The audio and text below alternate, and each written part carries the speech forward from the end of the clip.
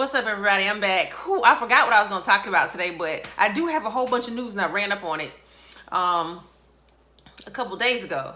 Just that my mind got so fogged up because I've been so busy lately. But on my last video, I talked about how one of my Caucasian relatives that I never knew or anything like that informed me and told me exactly what happened to an enslaved black woman who happened to have been one of my great-great-great-great-grandmothers.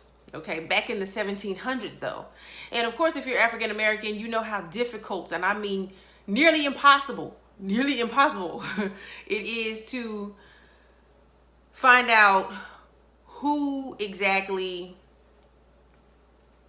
your ancestors are in the 1700s. The reason for that is because they had a slave census and they had a regular census, and they separated people who were enslaved into a whole other census. And they normally, some of the time, I know in the census here in South Carolina, they gave the age, they didn't give any names, the age and the color, I believe, and the slave owner. And that was the only mark of identification that black people had in the 1700s. And that's why it's so difficult to link up who your ancestors actually are when it comes to records when you're an African American.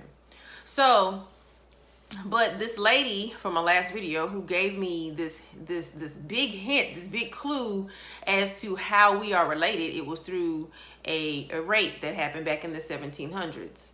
I guess some miles from actually where I live. I'm not sure where exactly the place is, but it was in a county not far from me. And I'm gonna have to end up visiting just to find out. I went online and I found out, and I'm gonna show you guys, I found the slave census, and I also found the slave owners in that area at the time. No, actually it wasn't even at the time, it was like in the 1800s. And again, there's a big problem there because the incident that happened, the sexual assault that happened to my great-great-great-great-grandmother happened in the 1700s. Because this white man came to live here for a short time. And it was during that time where he sexually assaulted one of my great-grandmothers, who happened to have been enslaved. So what I'm gonna have to do is make it a point and set a time or date, whatever, to go down there and poke around in an area I have no idea about. I don't know if, I'm pretty sure, I don't want to run into somebody that I'm going to regret running into. That's my whole entire issue. But I want to actually reveal a picture of who I think may be the lineage I think he may fall in. But there's a picture that I have that I want to show you guys, and it is of my great-to-great-to-grandfather. And the reason I'm going to show this picture is because to me he looks like he could have a grandparent who may have been Caucasian.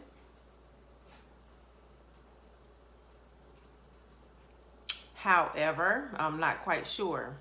I went back into my other lineage through my mother, and again, it stops in the 1800s. There's like no record. And that is like, because here's the thing. This is my first time ever even knowing that Harry had a mother who was potentially here in America.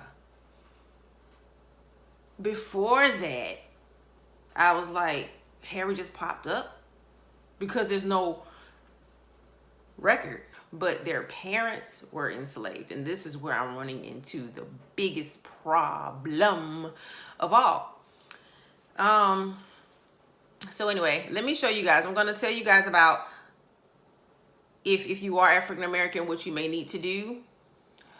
First, contact if you found any African relatives out of any of the African countries, contact them. If you take an ancestry, contact them so that you can at least know what area you need to look in. And then secondly, contact your Caucasian relatives in America or Europe, wherever you are. But I'm in America, so I'm talking about America. Contact your relatives that you had no idea you were related to in America. One of them may clue you in like they did me, in an area and a who and a what and everything else. Okay, right now I'm going to go in and show you where I went to find slave census and a bunch of other stuff. Okay, so as you can see right now, I am on Roots Web. This is where I am right here, and this is where the sexual assaults more than likely happens in this area, because this is where some of my family members were enslaved. Okay, now as I scroll down, you see who transcribed the whole situation back in 2001. This is the largest slaveholders from 1860 slave census schedules. As you can see, there you go. It's still 1800s. Nobody can actually go all the way back to the 1700s. I haven't found one yet. Surname matches for African Americans on the 1870 census. Okay. But here's some information. I'm just going to skip down. Okay, it says African American. I'll highlight it. African American descendants of persons who were enslaved in Fairfield County, South Carolina in 1860, if they have an idea of the surname of the slaveholder, can check this list for the surname. If the surname is found, they can view the microfilm. For the sex, this is the thing. The sex, age, and color of the slaves. There's like literally no name. There's not going to be a name. So that's where African Americans are going to run into issues. Surname matches of 1870 African Americans and 1860 slaveholders is intended to merely provide data consideration by seeking to make connections between slaveholders and former slaves. Particularly in the case of large slaveholders, the data seem to show, in general, not many freed slaves in 1870 were using the surname of their 1860 slaveholder. Okay, there's another thing. Everybody, just because you have a last name, an English last name or whatever the case may be, there's a lot of there's this big going trend that your last name is your slave name. No, it is not.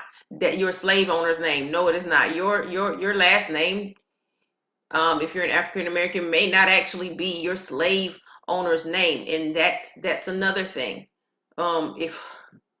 If you're African American, your name, your last name, may not actually be the name of the person who enslaved your relatives back in the day. The data seems to show, in general, not many freed slaves in 1870 were using the surname of their 1860 slaveholder.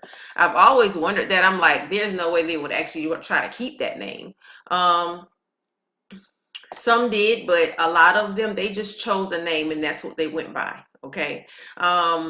If I were enslaved, there's no freaking way I would want to freaking use my freaking the slave owner's last name. But anyway, however, the data should be checked for particular surname to see the extent of the matching. So again, back in the day, if you're African American, a lot of your ancestors probably totally changed their names entirely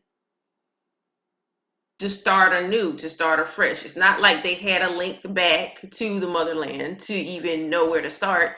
Also, a lot of them didn't want to associate with their former enslavement. So when they moved away from that plantation or wherever they were held, they changed their whole entire freaking name, and I don't freaking blame them. Okay, so It's not always that, oh, my last name is my slave name. No, your ancestor could have probably decided, I'm going to choose a name for my family from henceforth. And that's exactly what they did. So, let me see. All right, so here's some other information. The last U.S. Census slave schedules, and this is the thing, like I said before, the slave schedules, the U.S. Census slave schedules were not they were totally separate than the regular U.S. Census. Okay, they were enumerated by county in 1860 and included 393,000 named persons, including 3 million unnamed slaves, or an average of about 10 slaves per holder. The actual number of slaveholders may be slightly lower because some large slaveholders in more than one county held slaves in more than one county. So there you go. You could have a slave owner, right?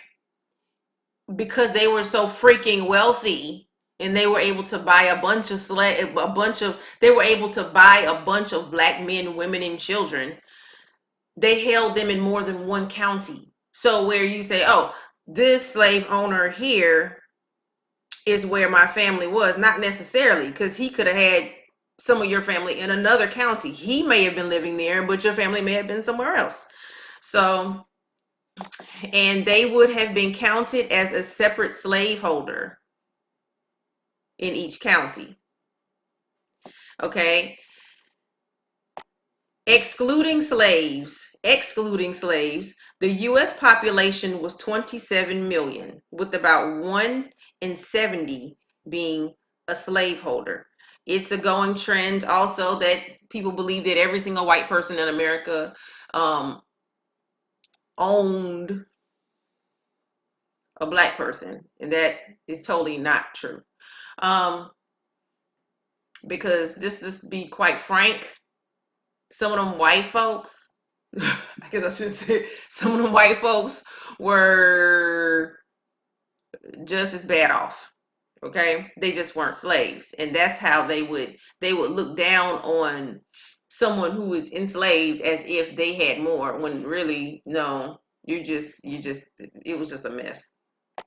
It's estimated by the transcriber that in 1860, slaveholders of 200 or more slaves, while constituting less than 1% of the total number of U.S. slaveholders, or 1 out of 7,000 free persons, held 30% of the number of slaves in the United States. The process of publication, blah, blah, blah. Okay, so that's the number of slaves. You can look at that right there. It's still up on the screen. Though the census schedules speak in terms of slave owners, the transcriber has chosen to use the term slaveholder rather than slave owner. So that questions the justice and legality of claims of ownership need not be addressed in the transcription. Racially related terms such as African American, black, mulatto, and colored are used as in the source or at the time of the source, with the African American being used otherwise. Okay, because those are the names they would call us basically. We were not African American. We weren't called African American. African Americans wanted to be called African Americans.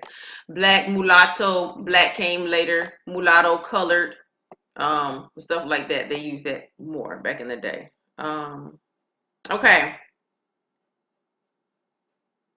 Here's the part. Plantation names were not shown on the census. Using plantation names to locate ancestors can be difficult because the name of the plantation may have been changed through the years, and because the sizable number of large farms must have resulted in lots of duplication of plantation names. So it's a bunch of crap for African Americans to actually locate their relatives and find out who it is. It's not just one straight shot. It's never been one straight shot. It's always been a big old maze, and it's really irritating.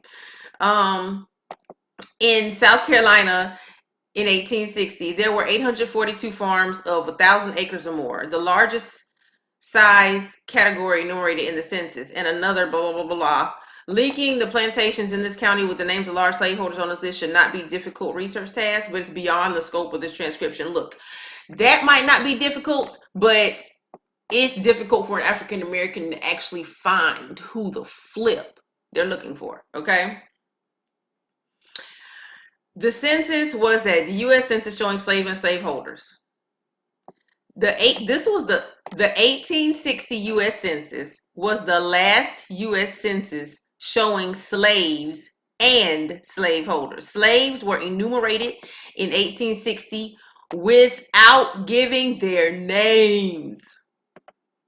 This crap pisses me off to the depths of no. This right here, ugh, like it's really only their sex and age and indication of any handicaps, such as deaf or blind slaves, 100 years of age or older, were supposed to be named on the slave schedule of 1860. So only the sex, the age, the indication of any handicap, or if they were 100 years of age or older, that was it. That's the only way they were named on the slave schedule. What the flip kind of sense does that make? Okay, for the evil white people who did this bull crap, they don't want you to connect back with your family. They wanted to always keep you from grouping up. So basically it's like, okay, we want to keep them separated, and the more we keep them separated, the less powerful they can be.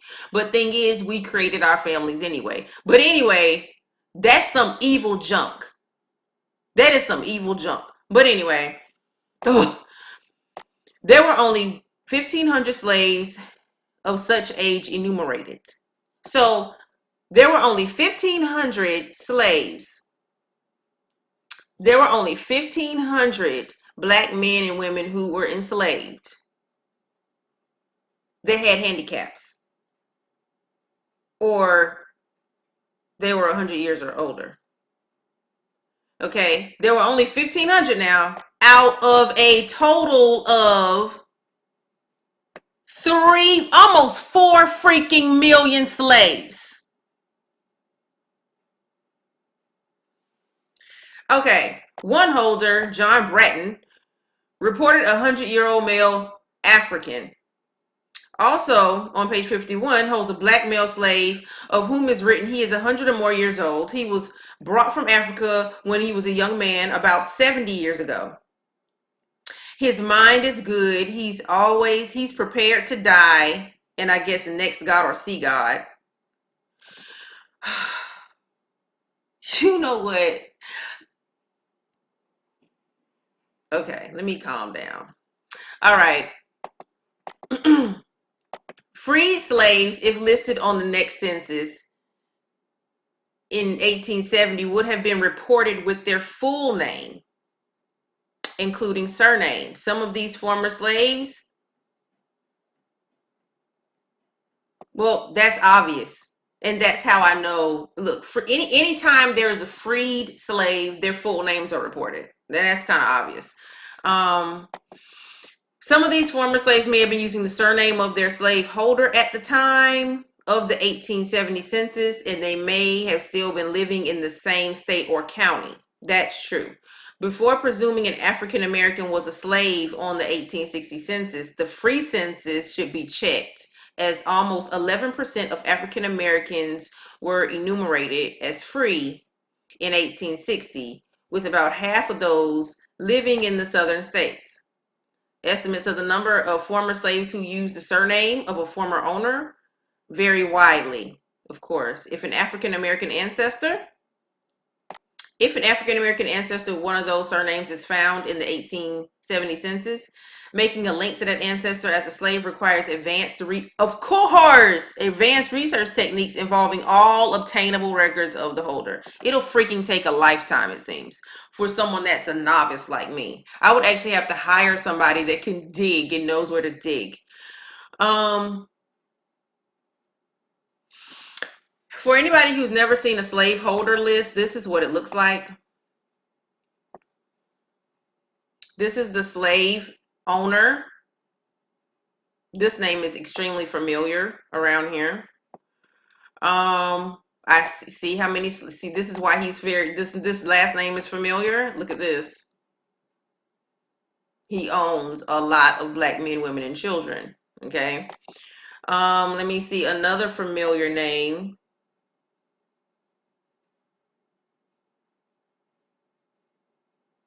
Well, all of these are pretty common names.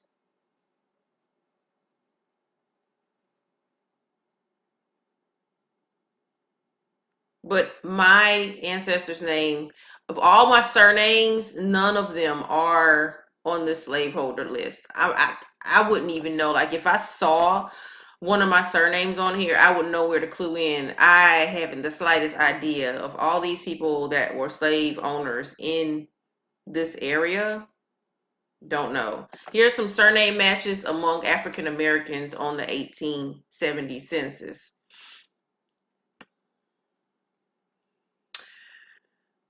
I do not see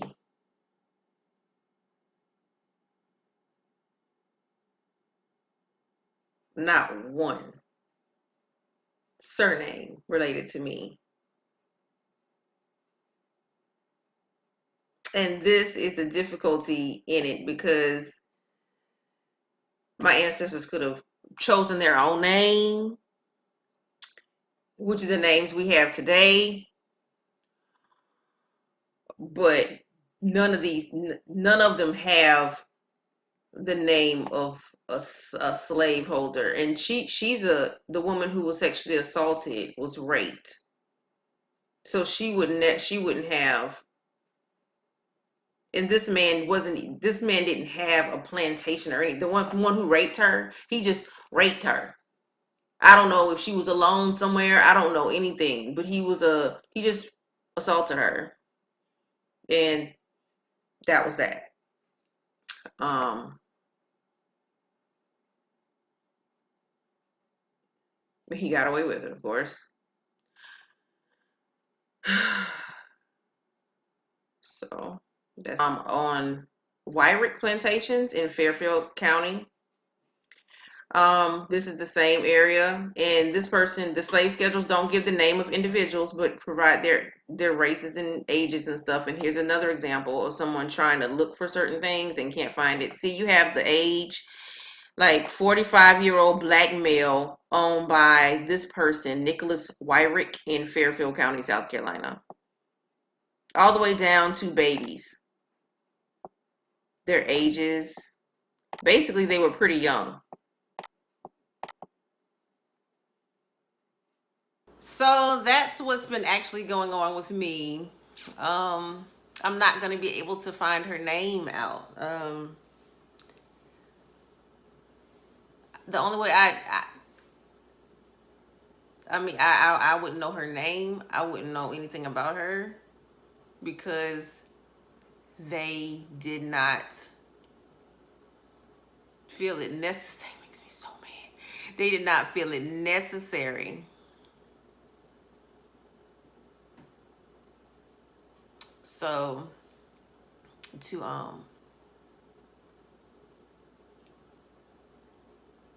they knew it would keep they tried to keep us apart.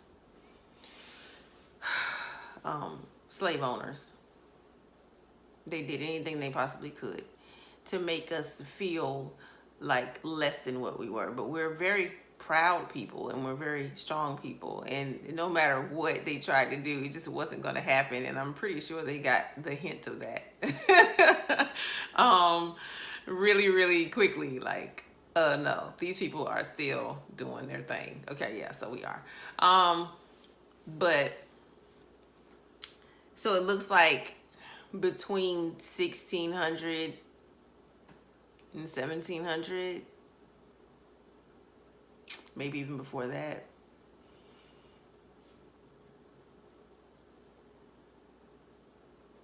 It's a blur. I mean, somebody would have to actually have hidden a story in their families and just want to come out with it. And this is another reason why I'm putting it on YouTube, because somebody may see it and know exactly what I'm talking about if they are if they are familiar with the plantations and the things that happened in South Carolina. So, like, mostly all of my family root from here in North Carolina. Mostly all of them. And as I said before, the Igbos that were taken or sold. But anyway, come with me. I have to go to the bank, okay? Come on. Why the road closed? I gotta go through this. You don't have a stop sign, lady? I guess I just go. Don't you hit me, though.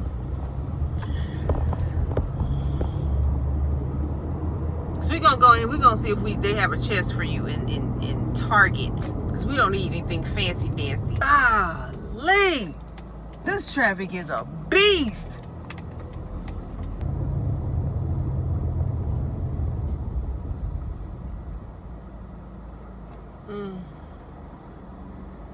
Whatever.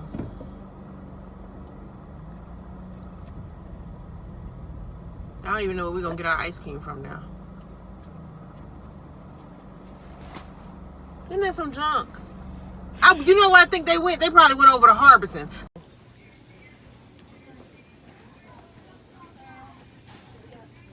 Where's my favorite store? Target. I love Target.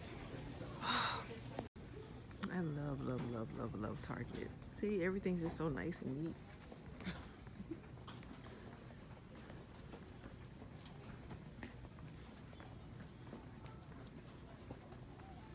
Unlike Walmart. What? Wait, is it over there? Okay, let's go over here. It might be over here. Maybe. Yeah, no. Come over here, yeah. Don't bump into that.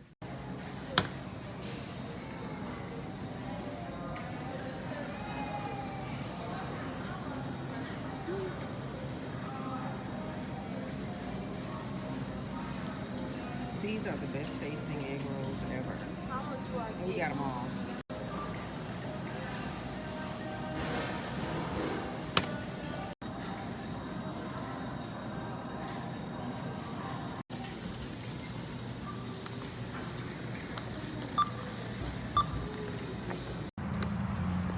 We love eating egg rolls. We always come here, and pretty soon they're gonna put a limit on it because we buy all of them off the rack. I found somebody else to learn Igbo under because I needed to find someone that I could read their lips. And so now I found somebody who I can read her lips. And her name is African Jewel. And I have the link for her for anybody who wants to learn Igbo. And she actually gives some pretty good lessons too. I'm skipping everything I know because I'm so dope at learning Igbo and everything. But that was a joke.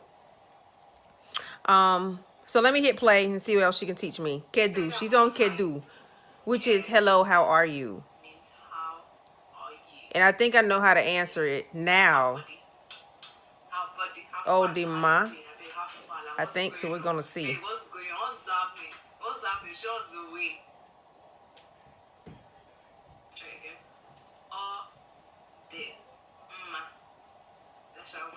Odima. See, I got it. I might not be pronouncing it right, but I got it. It's Odima. Okay, so let me go to the next word. I know Ndewo. Ndewo. Okay. It shall be well with you.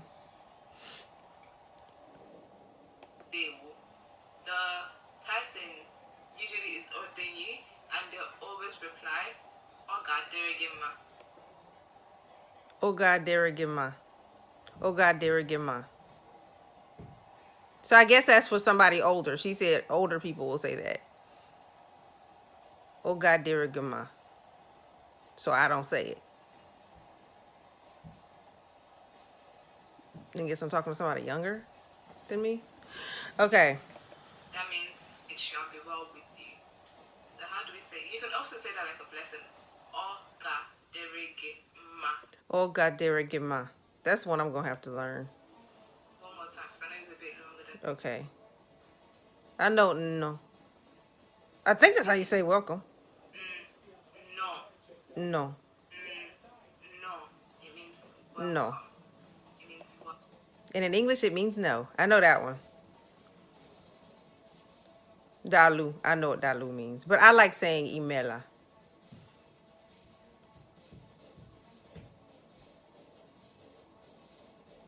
I know that's how are you, but I'm not going to learn the long way. I'm going to learn the short way.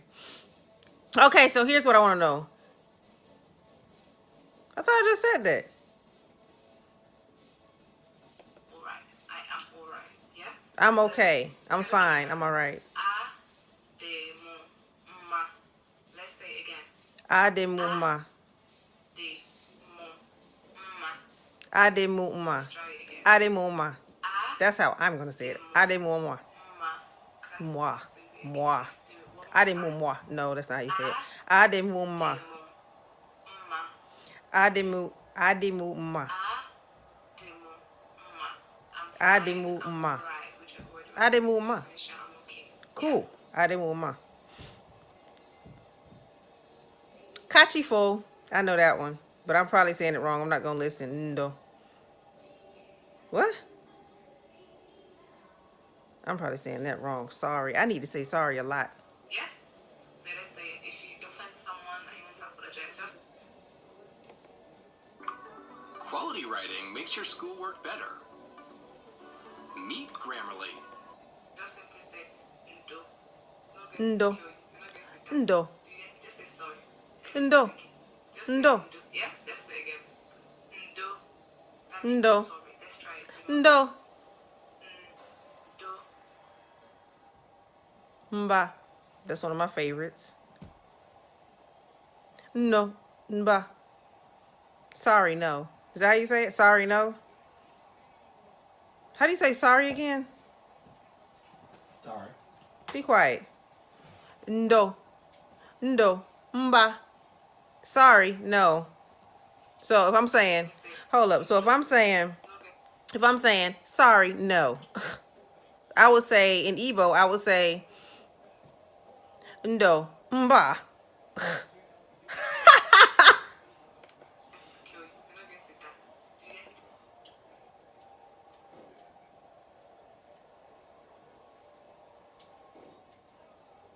Biko. You can say please so many rude way. Biko.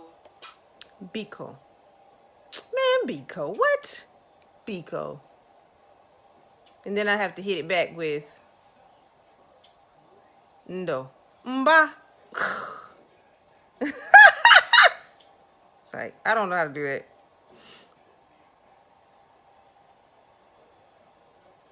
Oh, this is one.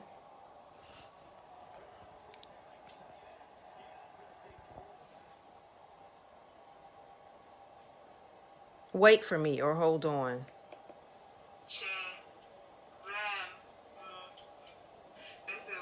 Cherry, I can't say that. She says it better than me. That's not gonna work.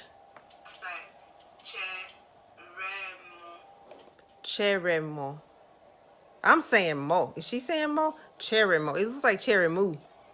Cheremo. Cheremo. Biko? Is that wait on me, please? Ha ha! That's what's up. I have to remember that Biko. If you're wondering what that crazy noise is, it's my husband. He's a gamer. And I'm forcing him to stay downstairs because he's been gone all morning. So he has to stay downstairs in my face. And he can't leave until I say so. So that's my Igbo lesson today. Adios.